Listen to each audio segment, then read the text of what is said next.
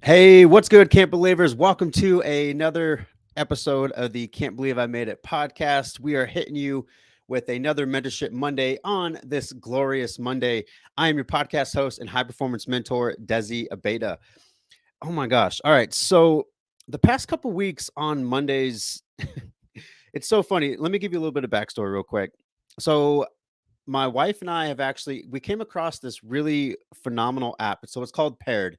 I'll make sure I put it in the show notes because I feel like it's for those of us who are in relationships, or even for those of us who are looking to get a little bit more vulnerable and intimate with ourselves and how we interact in our relationships.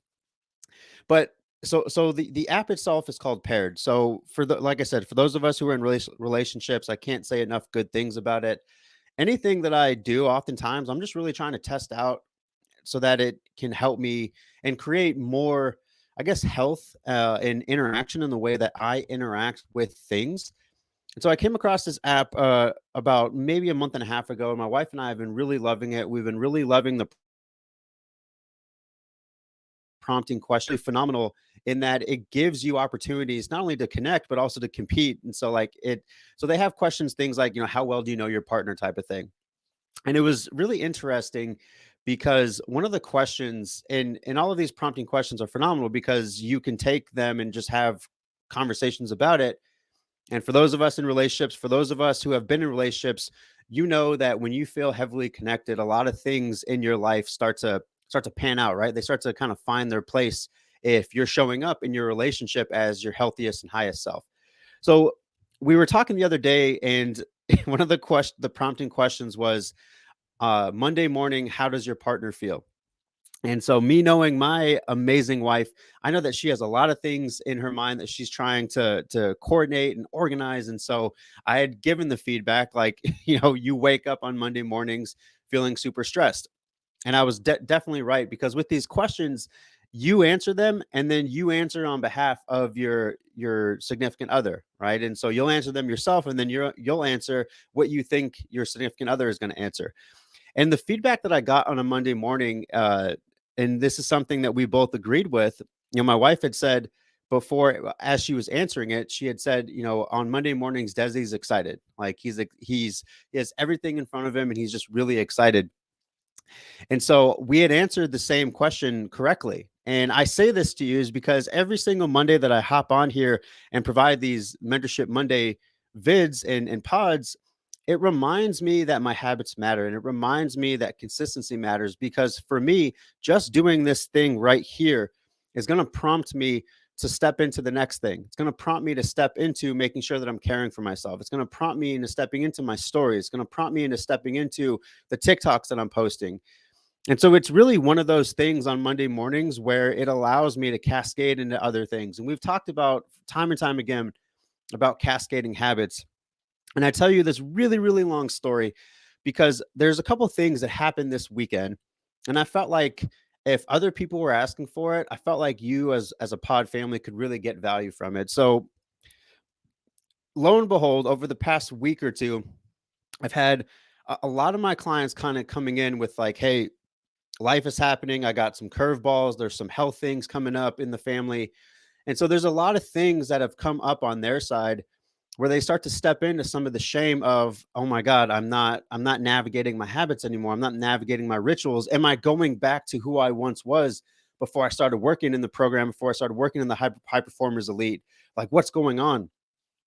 And it was really interesting because I want to piggyback that story on something else. And so, for those that didn't know, I'm a men's health nutrition advisor. And so, a lot of times, I'll get writers that reach out and are like, "Hey, we really need some help on this story. Can you contribute?"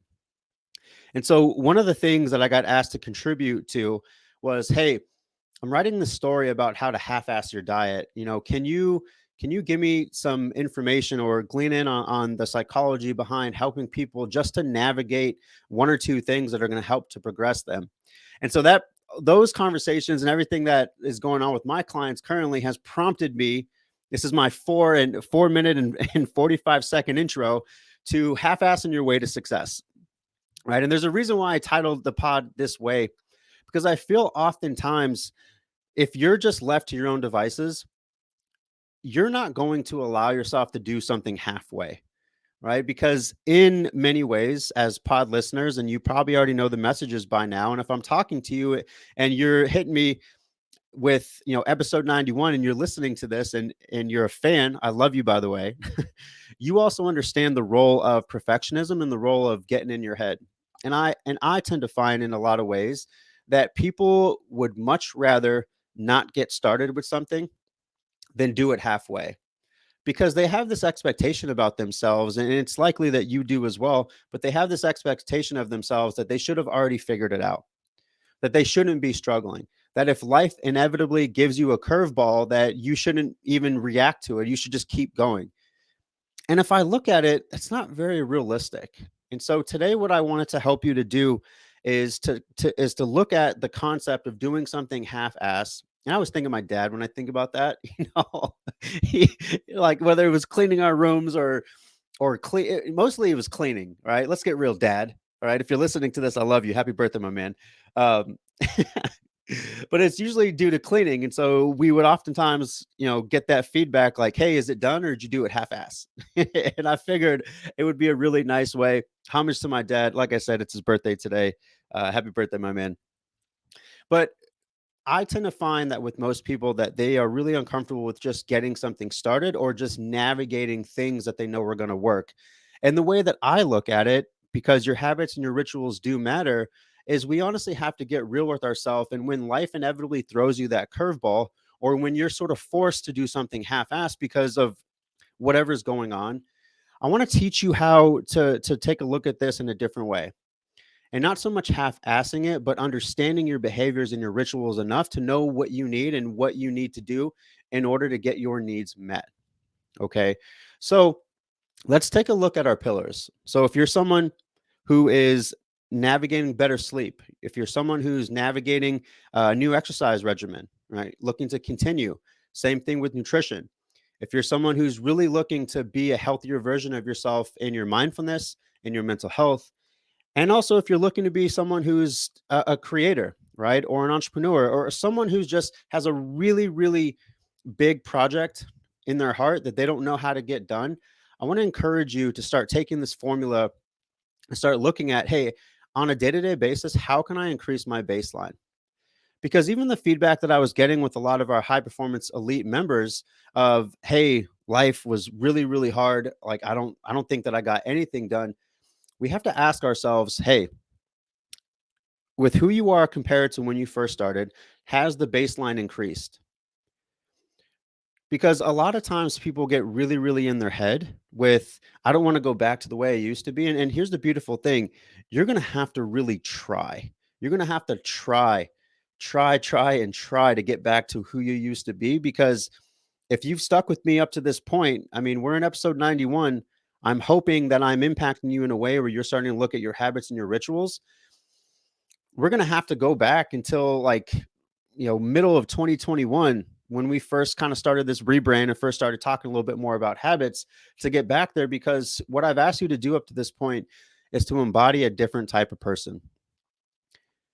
And my guess is that even though maybe you're kind of in your head right now when life kind of hits and you're not really sure if you're messing things up, your baseline has increased, right? Because if you've started to look at your sleep and you're starting to be aware and you're starting to test things out, and you have that data, or perhaps you know that you're more energetic, or perhaps you know that your mental health has wildly increased, and it's caused you to start to take a look at your food, at the way that you, obviously, at the way that you eat, the way that you move, the way that you think, friends, you've increased your baseline.